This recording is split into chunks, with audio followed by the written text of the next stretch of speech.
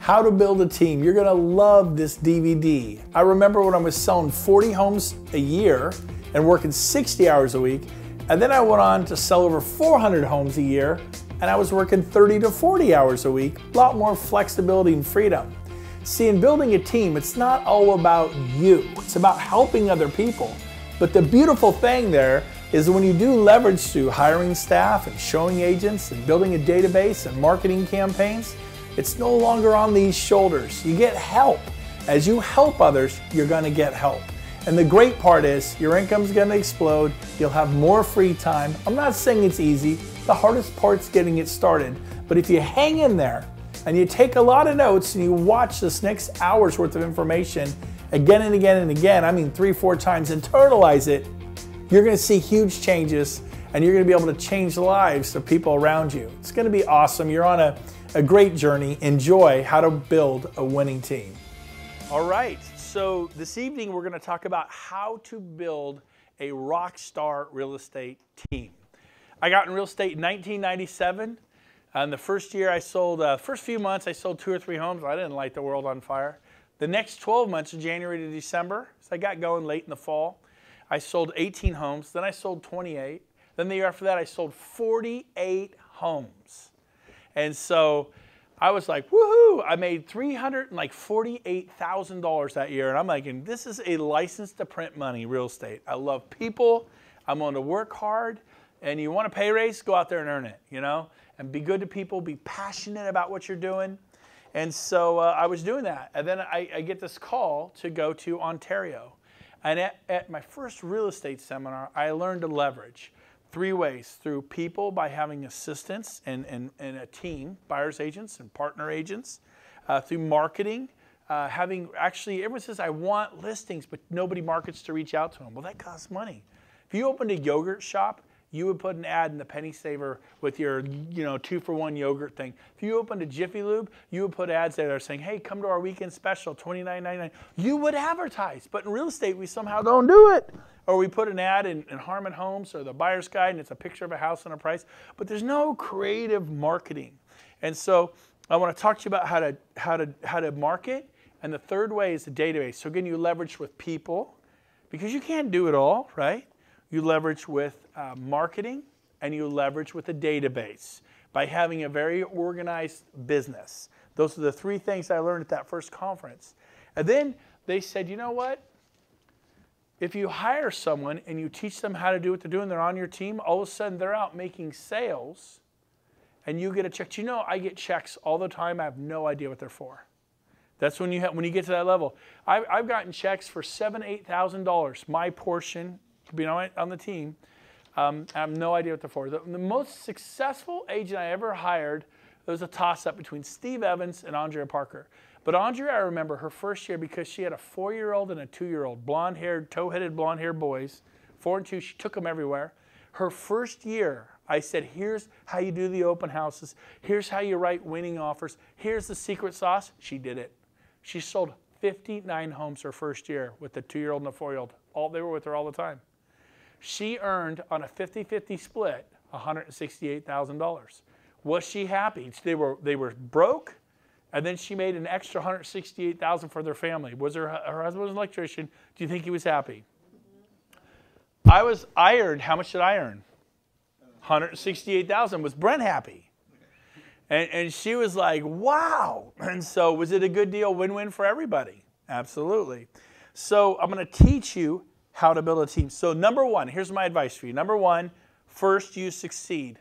I think you ought to be selling at least 30 homes a year before you build a team. Because then you lack credibility if you're doing 17 or 23. You don't quite get it yourself at that level. No offense, but you don't. 30 plus, you're rocking it. You're doing almost 3 a month. Almost every week you're selling a house. You got credibility. You got mojo. You understand real estate. You can train others. And so I started training people.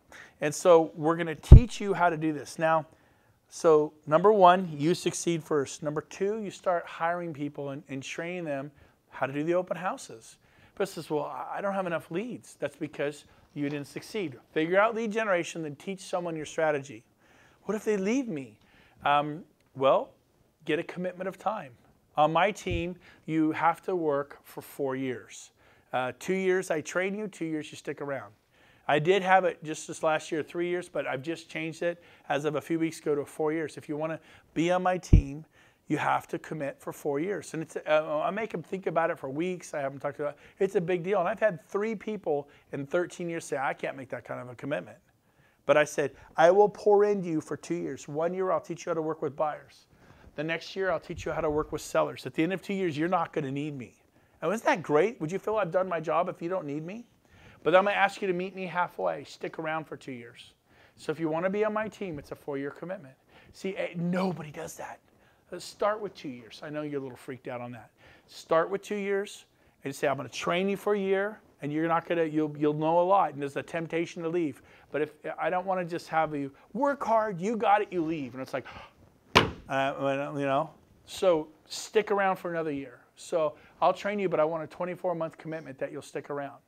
And then same thing, I've been doing 3 years this year. I'll spend 18 months training you. Stick around for 18. Meet me halfway. People will do that. Now I've just upped it to 4 years. 2 years I will train you. 2 years stick around. And people think, okay, I get that. And they put it in writing. See, right here, mentoring program agreement. I will give all of you a copy of this. Team member hereby makes a commitment to work with Brent Gove Real Estate Group and Brent Gove for a period of 4 years. It's clear. It's written.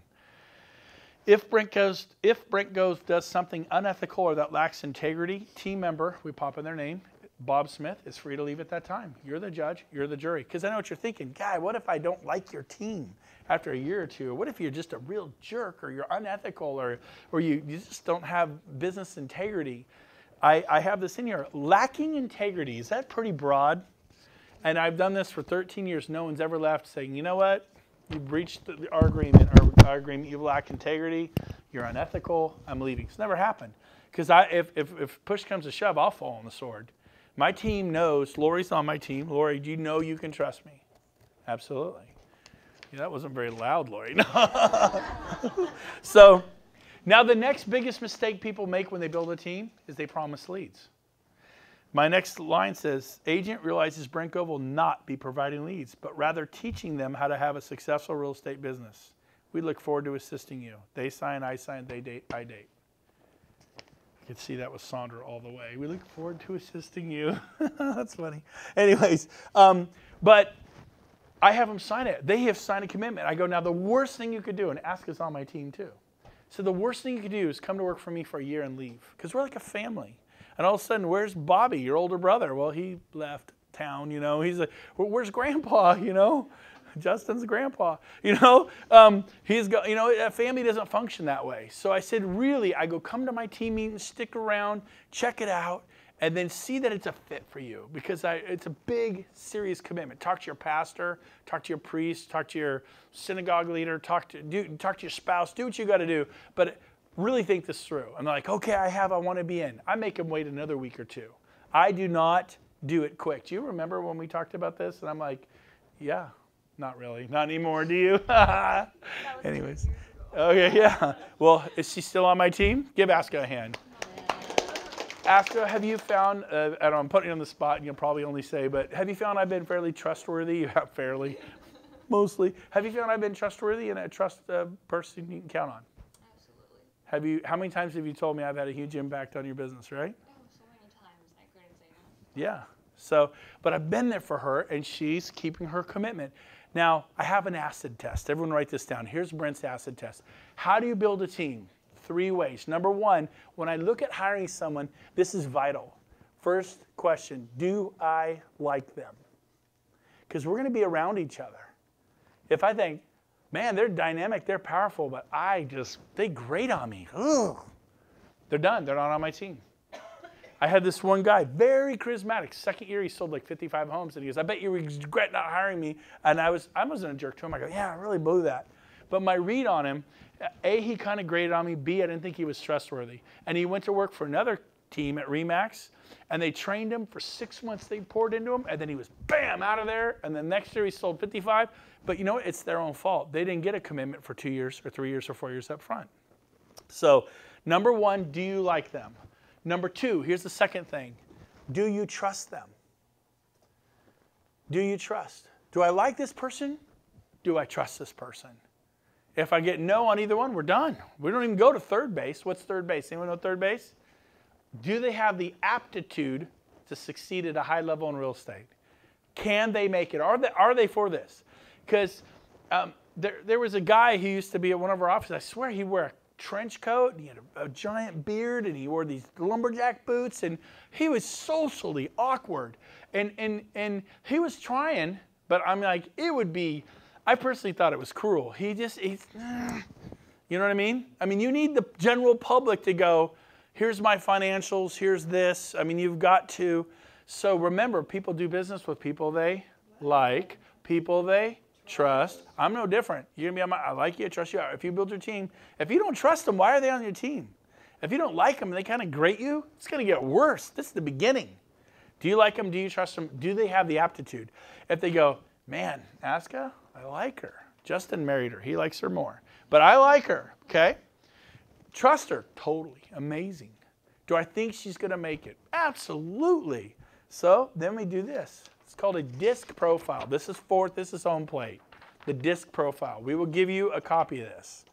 And on the disc profile, they've put their name, whether they're male or female, and we email it, or you can fax it back to Hunter Wells International, 5th Green Court, Atlanta, Georgia, and they do a whole psych workup on the person. And they give you their strengths and their weaknesses. Areas they say, you're going to struggle here. And if it says, well, you're going to struggle meeting new people, and you're going to struggle kind of telling people what to do, because in real estate, you got to say, Justin, here's what we got to do next. We're going to meet this evening at 7 o'clock. We're going to strategize an offer to get you this property. In the meantime, I'm going to give you a homework assignment. I need you to go meet with the lender again, because he said there was something in your employment records, and your homework assignment is to get to him by 5 o'clock today. It's 4 o'clock. You got 1 hour. Can you do it? Yes. I tell 80-year-olds, I give them homework assignments. I go, I'm going to give you a homework assignment. Here's what we're going to do next. You on board? You good? And you got to learn to say, write this down. Here's what we're going to do next. That is worth its weight in gold in real estate. You tell them. They don't tell you. Okay? So they fill this test. They, what do you most like? What do you least like? Are you most expressive, compliant, forceful, or restrained? Guess what I said? Expressive, forceful, compliant, or restrained? What do you think I said? Expressive. I'm very expressive. Would you guys agree? I'm also, in fact, I hate the word forceful because I don't like in-your-face type A people who are like, but I realize I have a ton of machismo drive in me. I realize that. But I try never to be in anyone's face. I try to be humble, loving, kind, do the best I can. What was I least like? I actually put forceful. Most expressive, least forceful. I lead, but there's a difference between forcing people to do things and leading them. Write this down. Leaders lead people where they don't want to go so that they'll ultimately be where they want to be. George Washington took them across the Delaware and they kicked the enemy in the face, right? Moses took the Jewish people into the promised land, but first they had to go to the desert for 40 years, then they went to the promised land. Nobody wanted to be out in the desert, but Moses took them there. Leaders lead people where they don't want to be so ultimately go where they want to go. You must lead your client to as is, to fast closes, to big earnest money deposits, to things that seem scary to them and say, you will not remove your contingencies. I won't let you. If they force it on us, we will cancel. It ain't going to happen. You're not going to lose this money. Okay. And then we win all the time. You will love it when you don't lose anymore. It's great. Okay. So the next one, I'll just do one more and I'm done. Force of character. Careful, emotional, or satisfied. Which one is most like you? Are you most force of character, careful, emotional, or satisfied? I picked emotional. You saw me cry when my son came here. I cry every movie we go to. Doesn't matter what movie. My kids hate it. Get away, Dad. I'm not sitting by Dad. It could be Shrek. Oh, God, a donkey. It could be a Robin Hood, like the real one, with Kevin Costner or whatever they were, or Russell Crowe or whatever, and I always find something Maid Mary makes me cry. I don't know, I'm a crier. I am. A Walk to Remember. Oh my God. Oh. That movie where that couple, they crash and it was based on a true story. They crash and she forgets him based on a true story. Could not remember her husband.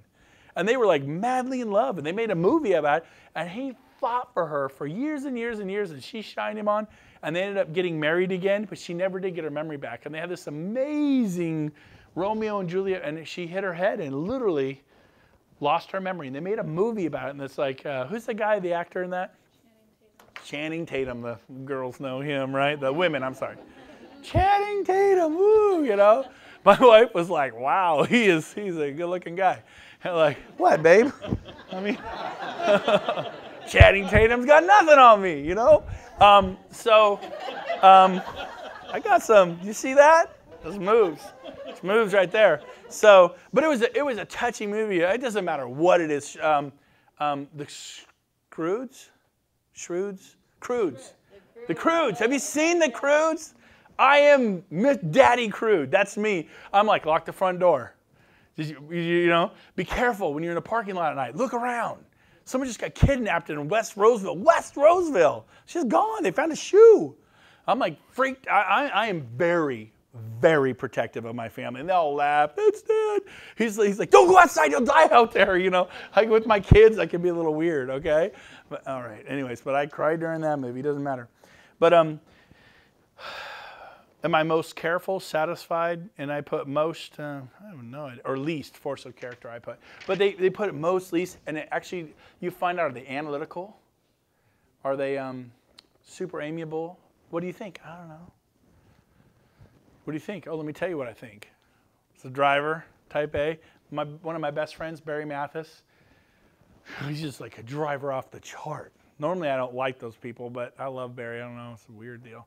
But and I'm sanguine. I'm expressive. I'm like just party all the time. Let's go to Hawaii. Oh, you guys want to go on a cruise? Let's do a cruise. Let's have a great time. I like to have fun. That would be, if I could describe me, I like to have a great time doing whatever I'm doing. It's like inappropriate at funerals and stuff. But, you know what I mean? It really is. And I can, you know, I can do that. So, okay. So moving on. The next... okay, so we do the DISC test, and then the DISC test comes back D-I-S-C.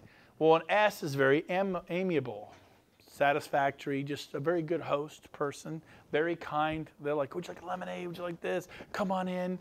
A C stands for correctness, engineer, accountant, everything. Their garage. You come to, what do you think my garage looks like?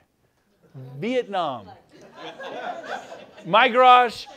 Let me tell you about my garage. I haven't set foot in there in years, man. It's so bad. It is bad. It's a 4-car garage, and there's bikes everywhere. Nothing's hung up, and there's tools all over the workbench. And I can barely keep my walk-in closet looking good, okay? I am not that way. I'm like, I go on a trip. I pack at 4 a.m. in about 10 minutes. As much as I can shove in a duffel bag. 8 pairs of underwear, you know? It's not a 3-day trip, okay?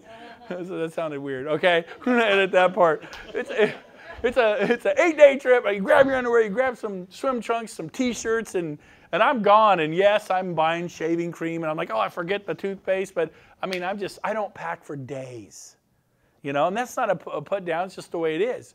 So, but we're looking for who makes the best buyer's agents? High IDs. High I is sanguine, which is, they're really outgoing. They love people. How many think if you put me in a room with 1,000 people, I'm going to be comfortable? Yeah. I am. I like it. I think it's fascinating to meet people and to hear their story. The other day I went to list a guy's house, Bill, in Fair Oaks, and he said he's putting his affairs in order, and I didn't know he meant it. And his wife passed away at 53 years, missing a piece of lip, a piece of neck, a piece of head. He was walking around this story, and I spent an hour with him. We get in the backyard. Bill, let's sit at your picnic table. I said, Bill, we had a good run, boy. We had a good run. I had no idea. Tell your wife how much you love her. Tell her, I regret that. I really regret that. I wish I did more for my wife. Promise me you'll do more for your wife. I said, Bill, I will. Tell me about your life. And the guy built wind tunnels and all kinds of stuff around San Francisco. And he's just an amazing, successful guy. He had 5 kids. But he is crushed. And I sat there and I just said, I want to hear about your life. And I sat there for an hour just talking to him. And pretty soon we're both crying. And I'm like, Bill, can I pray for you? He's like, sure. And he put his hands out. He's across the street. I put my hands on top of his. And I just prayed for him. And we're bawling like babies. And he's like, he gets done. He goes, man, give your card to my kids and say, it's my dying wish that you list us. I says, and that's not, I go, I didn't put him on my database. Hey, Bill, how you doing? Like that was bad. But it was beautiful to be there with him and to pray with him and cry with him. And it was to hear his story. I mean, it's an amazing life story. And so a high I can connect with people and loves doing it. The D is like, you spent an hour with him? Either what? Did you list? It's like, I didn't even try to list this house. Well, Bill, why don't we just, the high D, they'll back over you, woo, woo, woo, and then you're like, hey, get off my foot. What's your problem, But they're some of the most successful people on earth. They're the Winston Churchills, the Bulldogs, Muhammad Ali's, they're tough people. Margaret Thatcher, these are like that. So to my opinion, DI, super successful. ID, super successful. SC, tend to struggle. If you're an SC here, you can make it. Wayne Hall is a DC. Very unusual, but he's very successful. So I'm not saying just because you're not an ID. I'm a high I, I max the chart, and a high D, okay? Sandra says I'm over the chart. I'm a high I, high D. It's the perfect combination. They're great on teams. High I's love to be on a team. They thrive being on a team. D's want to create their own team and have it their way, and they form companies very quick. They leave very fast. So when I build a team, I'm looking for a high I, family, community, love being on a team. Ask you, do you like being on the team? Absolutely. Yeah, Lori. Of course, what do you expect them to say right now, right? But no, not at all. And you're a jerk. But they love being on teams, and they got chutzpah, that D, gets that drive, if you're high I, low D, it's not good. So you take the DISC test, it tells you, and you hire the high IDs. So that's the fourth thing. And then the next thing you need to do if you want to have a Rockstar team is hire an assistant. I thought, wow, hire an assistant. And I remember when I hired my first assistant, pre-Sandra even, I hired my first assistant, and I'm like, man, I don't know if I can do this. And so I happen to know there was a single mom at my church praying for a job. And what I didn't know, that I was the answer to her prayers. I said, look, I can't afford to hire you full-time. She didn't want to work full-time with their kids and stuff. I said, maybe you could work 20 hours a week. I know it's not much, but I could probably pay you I think it was $1,200 a month or $1,500 a month. But you pick any hours. I'll be totally flexible. If your kids get sick, you can work from home. And it was a perfect job for her. But I'm telling you right now, I can only commit to 90 days for 3 months. I may not be able to afford this. It's kind of scary, hiring someone, an assistant. And I said, I'd prefer you come in around 11 and work till 3 or 4, because I never come in till 11, right?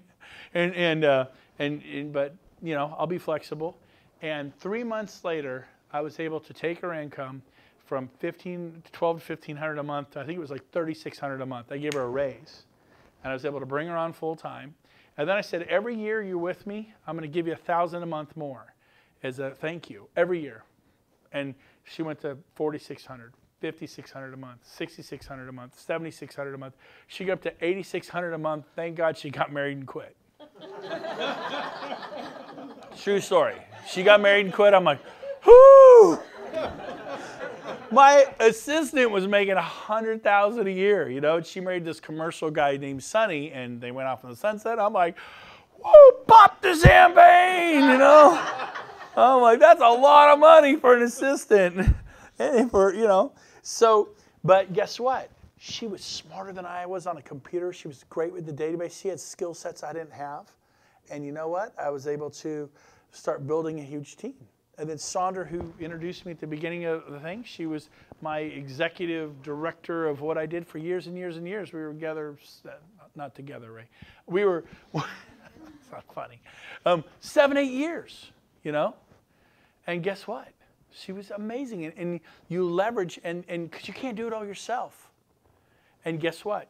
All of a sudden I went from to 100 homes a year, to 200 homes a year, to 300 homes a year. You can't do that all yourself. You have showing agents. I had a ton of showing agents. I had a big team. But when we were doing over 400 homes a year, I'd come into work at 10 or 11 and leave at 1 or 2. I mean, the more you sell, the less you work. the more you're leveraged. When you're doing 30, 40, 50 homes a year, you're killing yourself. The hardest part's the part you're all doing right now. You know? Just saying. How would you like to have 5, 6, 7, 8 agents go out making sales and you get a little diversification? It's not all on you. You with me? And that's for everyone in this room, including my team. Someday they will have their own teams, and that's good. Fly the nest, you know. My pastor says it's the church where everyone stays there forever. It's like the Dead Sea. It flows in, doesn't flow out. It's healthy. Living, breathing organisms move around, good things. They will not be on your team forever. I have a 3-year commitment, and then now it's a 4, but then they're free to go do what they want to do, and I wish them well, and that sort of thing. I always tell them I have a secret ulterior motive. What that is, I go, well, I want to make you so happy that you don't want to leave in 3 years. I threaten them with happiness. You're a little corny. I am. I get it. Okay? Now, biggest mistakes agent makes. Write this down. Ready? Promising leads. It is the #1 reason why people will quit your team. Well, I was on so-and-so's team, and they said they had leads. Why did they join your team? I'll get to that in a minute. But promising leads. I cannot tell you how many agents I've seen hire people, and the agent goes 6 months later, 3 months later, they quit. Why? Well, Justin hired me, and he keeps all the good leads for himself out in Loomis, out in Granite Bay, all the $400,000, $500,000, $600,000 leads, and he's giving me all these $200,000, $300,000 leads or $150,000, and he keeps the good ones for himself. Before I made this rule that I haven't signed stuff, I will not give leads. I would say I'll give you leads, and people would quit my team 13 years ago in the beginning.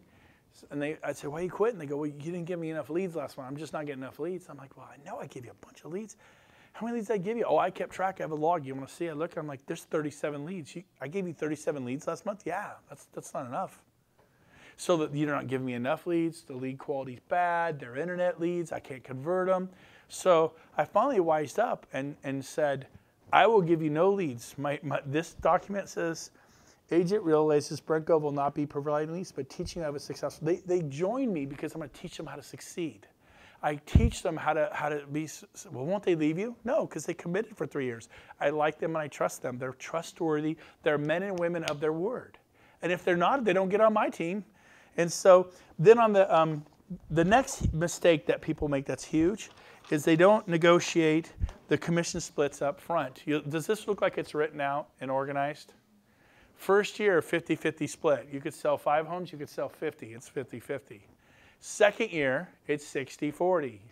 We're partners. You're not my subhuman being buyer's agent. I am partners with Aska and Justin. I am partners with Lori. She's not my buyer. They are not my buyer's agents. Now, Keller Williams would call them buyer's agents. I don't like the term. I'm partnering together for their success. I work hard to teach them and to train them so they can do well. Have you felt like I've done that? Oh, yeah, Justin? Yeah. Absolutely.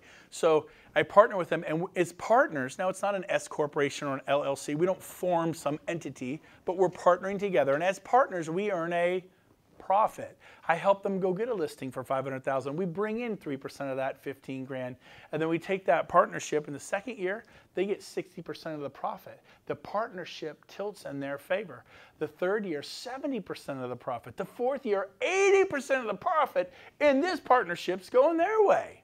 It's pretty fair. They get a 10% bump every year. It's not a bad deal. That's how I do it. You don't have to do it that way.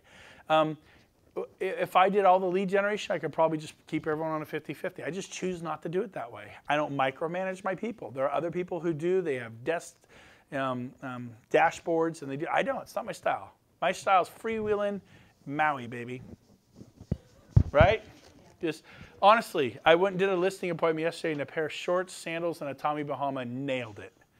I'm like, this is dressed up. I wore my shiny red shirt. I'm wearing a pair of jeans, and I'm like, I'm dressed up. I don't normally look this good, okay? You don't look very good, okay? A passion. People don't listen to the words, they listen to the music. It's not what you say, it's how you say it. Say it. I want this listing. I will get you a home in the next 2 or 3 weeks. Give me a chance. I will get you a home. I promise you by Christmas. Everyone's going to give it up. They're going to pack it in for Thanksgiving, Christmas. Nobody's out there. Sellers are going to freak out and think it's the end of the world. And I'm going to get you a home at a ridiculously good price. Give me a chance the next 2, 3, 4 weeks. Okay. You really talk to people like that? Okay, I might be a little over-exaggerating, but I want to make my point. Yes.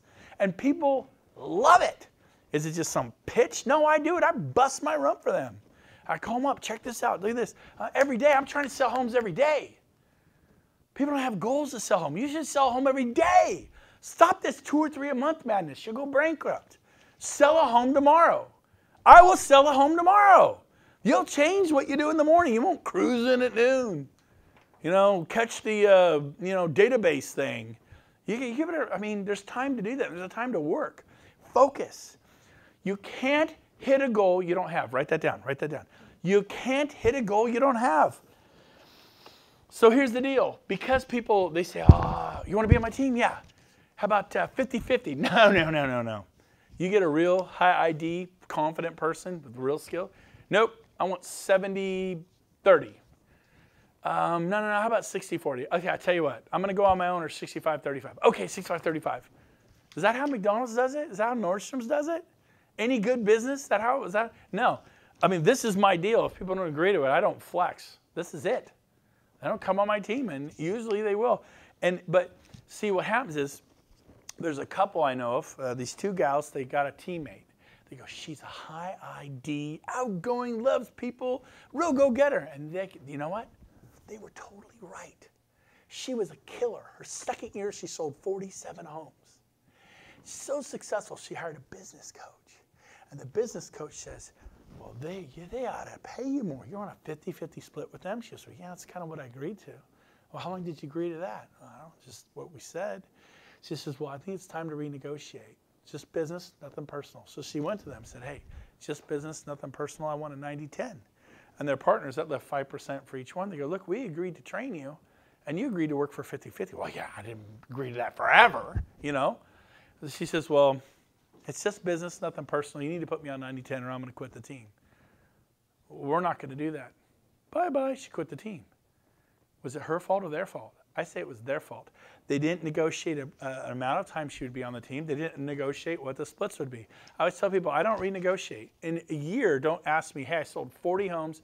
I want to go to an 80-20. I'm skipping the second year 70-30, you know, or 60-40. This is what it is. I don't care if you sell 5 or 55. This is what it is. Are you cool with that? Can you commit to that? See how I'm building my team? It's organized. This is how I work. And it works. It works great. Finally, who pays for what? Because I had one of my most successful agents I ever hired. She goes, well, here, pay my MetroList bill. You're making a fortune on me, over $100,000 a year. You pay that. I just didn't like the way it was. She literally threw it at me and said, you pay it. And so I came up with this. This says that commissions will be in accordance with the attached compensation plan, which they sign, I sign, and date. And the date shows you the year rollover. Brent Gove will provide team training and produce team meetings. If you're going to have a team, you do a meeting every week. Well, it's just me and my new buyer's agent, partner agent, Michael Butler, right? Yep. Just the 2 of us. That'd be kind of weird. Hey, Mike, I'm going to train you now. We're in the conference room. You have a team. Your lender's on your team. You better have your lender. If your lender's not, your lender comes to that meeting. Your title rep should be there. Your general contractor should be there. You have a team. Your home inspector, you know. Now, if he's real busy, but bring him in. Bring your team. Start gathering 4 or 5 people. Could be one buyer's agent. Then you have another buyer's agent. They come, they see all these people. They don't realize, you know, title, mortgage, home inspector, general contractor, you know, your personal assistant, your new person. They just joined. Wow, this feels good. I was me and 3 people, then me and 4, and then it went to me and Sandra. How many people do you think we had at the peak in 05? 43 with staff, and with staff, you think? Yeah, agents. And then how many staff do we have at the peak? About roughly, rough numbers. Yeah, it was. I remember it was. At one time we had up to 12. 43, 12. Do the math. 53, 54 people, and everyone, staff came to the meetings. We got so big we had to move to. There was no. This is a huge conference room. We couldn't even find. We were doing them in churches. We're like having our team meeting in a church, you know. And it was just that many people. Then people would fly in from all over the country to watch us because there was nothing like it. And we were going to do $250 million. I wanted to be the first $1 billion team. Why not? Think, dream big. Did I do it? No. Have I failed? Maybe I'll do it someday. We'll see. We'll have to see. I said I want to write a book. I did that. I want to have a radio show. I did that. Set dreams. I want to have a TV program. I want to be syndicated. It may not happen, but I have the goal. And I'm pushing ahead for it. Have a goal to love people, to be kind, to have a strategy of humility. All that stuff. Do I fail at times? Yeah. Can I be arrogant? Sometimes, yes. Do I repent of that? Yes.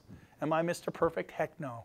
Can I be stupid and an idiot? Yes. Did I almost get in a road rage accident yesterday? Yes. I had to Jesus, stop me. I want to kill him. I want to hurt this guy. Please. I mean, literally, this guy was so obnoxious to me. And part of you don't feel like a man because you're being challenged by some guy in a BMW. He was just going nuts. And I'm like, stay cool. This guy's out of his thing because I want to just ram him in my Chevy Tahoe and run over him. There's that part of you. You're right. You're there. And I had to oh, God, forgive me, but I want to hurt him bad right now. And I'm like, I got a wife and 5 kids. I don't need to go doing something stupid out in Plumas Lakes with some idiot who knows what's going on with his day. He may have just had a fight with his wife and he's out of his mind and had a few. And he could be a really cool guy and then I offended him somehow. I usually, when people give me the bird, I just wave back and I'm sorry. And then they go, oh, yeah, I'm sorry, and they put their bird back in there, whatever. Okay, now. But who pays the Metrolist dues? Who pays SAR? Who pays the E&O? Who pays the tech fee? Who pays the $25 internet? It's all right here. They sign it. So everything's organized, written down. I give you all copies. When I run out of these, you can grab these tonight. If you want a copy of my commission program, just email me and I'll attach it and send it back. If you want a copy of my 4-year commitment, email me and I'll add that. If you want the who pays for what, you could put your name on top. Take off Brent Gove team and put your name on. It was first name? Jamie.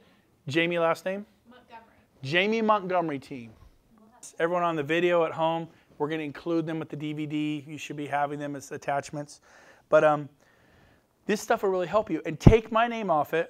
There it is, right on top. The Brent Gove Real Estate Group. The Jamie Montgomery Real Estate Group. You can have it. I give you my stuff. And tweak it and make it work for you.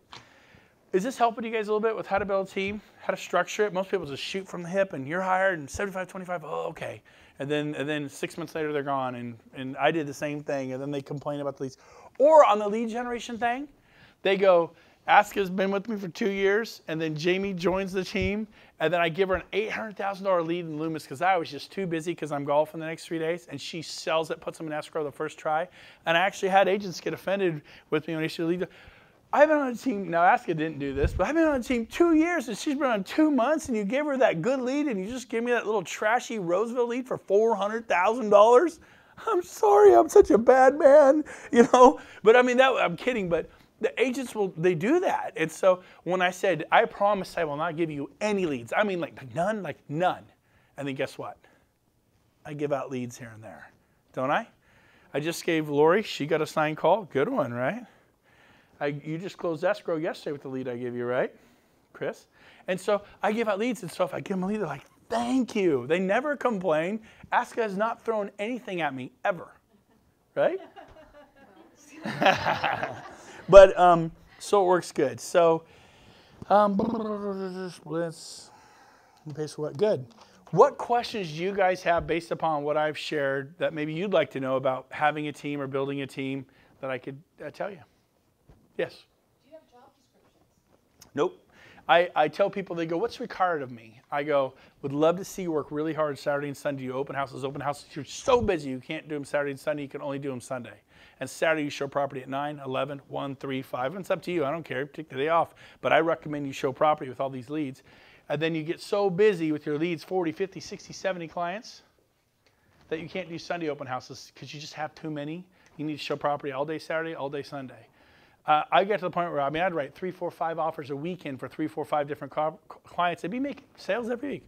Multiple sales syndrome. Sound good? Right? You got to pay the price. You got to pump the pump. Short-term pain, long-term gain. It's just a short period. I don't do open houses anymore. I go train for an hour or two. How many open houses did I do with you? How many? 2, 3 or 4, and I was done. And she's like, I got it from here. She's off and running, being highly successful. And so it's a short-term thing. And then, so I asked him for that. I said, the other thing I asked you is I do a team meeting every Tuesday morning, 10 to 11. Please don't show property. Please don't go to signings. Please don't do listing appointments. I need to train everybody around the table once a week, 52 times a year. You're going to get sick, have a field trip, something you got to go do, fine. Hopefully you get like 40, 45 times a year where I can just pour into you guys. And then we're a team. That's where we come together. Vital you do a team meeting once a week. And stick to it and be prepared, have topics and cover stuff. What do you cover? You should do the final walkthrough before or after close of escrow? Before. If you get a listing, should you make sure the buyer removes their contingencies so when the deal blows on day 30, like they sometimes do, the seller looks at you and you go, well, I do get their $5,000 deposit, right? And you go, yes, you do. Because when you look at the seller, you go, well, no, you don't. The seller goes, well, why not? I thought they had 17 days. Yeah, well, they wouldn't remove their contingencies. Oh, why didn't you tell me that? Don't know. Doesn't look good on you. So you train these things. Transfer disclosure statement. What is that? What is an agent visual inspection? Well, you look around the house and you go, what can I note here? Wow, this room looks pretty good. I actually can't see anything in here that I would note. It looks really good. But you want to prove you were here. There it is. Minor scuff mark bottom of the door. Ask, is that a pretty minor scuff mark down there? Proves I was in this room. I learned that. We were on other agents. If you go to a room and there are nothing wrong with the room, go up to the baseboard and give it a swift and little, I'm kidding, it's a joke. You know, scuff mark on baseboard, woo! Just a little humor, relax, relax. You guys, you know, you walk out, you cracked fence board, brown patch on lawn, it's a visual, but you train your team on what these things mean. What is an easement, what's an HOA, all that. You train the winning offer thing. We had two team agents on our team teach me, hey, when these things don't appraise, and there's appraisal short, and the seller won't drop, and the buyer won't come up, do a silent second, interest only for 3 years. Seller's like, I'm going to get my money in the next 3 years. The buyer's thrilled to have a property they really wanted. I learned that yesterday morning from my own team. I've never done that. After 17 years, I'm like, genius. I'm going to do that for now on and quit losing $14,000 checks. Any other final questions as we wrap up how to build a team? Yes? How do your team members handle listings? You know, most teams require that to go to the main agent, and they get to maybe have a writer, and they maybe get 10, 20%, and the lead agent will keep 80%, and most people quit people's teams because that's abusive. So, if you're here, I don't do that. If ASCA is, I believe you're on a 70-30 right now, if I recall. I'm like, yeah.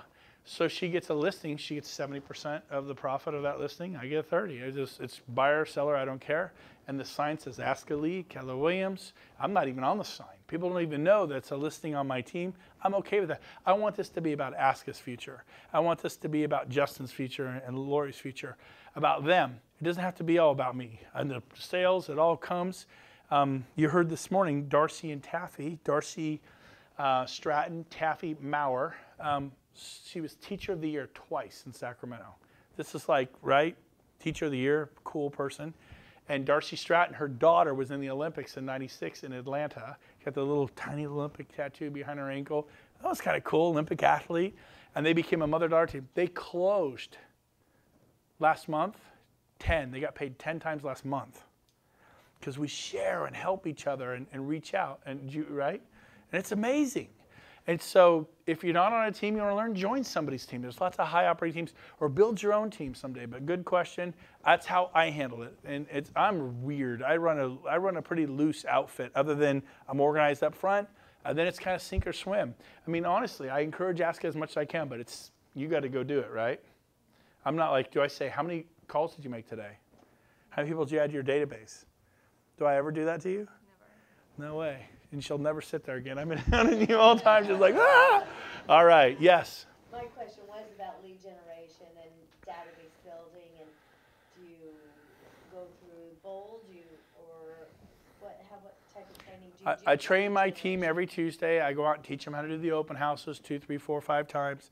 And then they get all these clients. Then I go show property with them 2, 3, 4 times, usually maybe once or twice. They kind of get that. And then they want to make an offer. I said, bring them back into the office, and we sit here and I write the offer them 2, 3, 4 times. And then they go on listing presentations. We do that. 2, 3, 4. Everything's 2, 3, 4. Hear one, see one, do one. Hear one, see one, do one. And then I slowly give them little pieces of it, and they're off running. So that's my training program. It's kind of more hands-on. If they want to go to Bold, awesome. She's been to Bold, loved it, right? Plug in all the training you want. Again, I'm loosey-goosey. I highly encourage it, but there you go. So final thought, if you want to build a team, go to seminars. Meet people nationwide that are highly successful teams. They're from Delaware, they're from Mississippi, and they've got 8 buyer's agents, and they're doing 8. Do you know I've met, there's a couple, I can't remember their names, the Matthews maybe? Ronnie Matthew, and he's from Remax agent from like Galveston, Texas, 1,200 deals a year. He made me think different. And so go to seminars all over the country, but listen to what's being said from stage, but go invite people to lunch, invite them to coffee. Say, can I buy you breakfast tomorrow morning? If you're tight, can I buy you a cup of coffee? Can I stay up late and chat with you and just ask you questions and build those reports? How do you build your team? And they'll spill the beans because you're not in Mississippi, you're out here, and you say, look, I'm not competition for you. I could just really use a hand. They go, do this, boom, boom, boom. I'm going to send you my postcard mailing campaign. I got 14 listings in the last 2 weeks. If you copied exactly, next month you could get 14 listings. But many of you here, and I'm not beating you up, you didn't go to the seminar. You didn't meet that person from Texas, Matthews, or from Arizona, or from Mississippi, or Missouri, Duff, Kruger, or something. This guy was amazing. People I've met, and then you interrogate them, and you get information, you share, hey, try this, I'm doing this. I've shared my open house strategies around the country, and it's really helped people. But if you go do these things, you will build a huge team to where you have a little more peace at night. And it's not all on your shoulders, okay? And then you watch your team flourish and grow. Then someday they have their own team, and that's how that stuff works. So is this good tonight? Awesome. Thank you for coming. Appreciate it.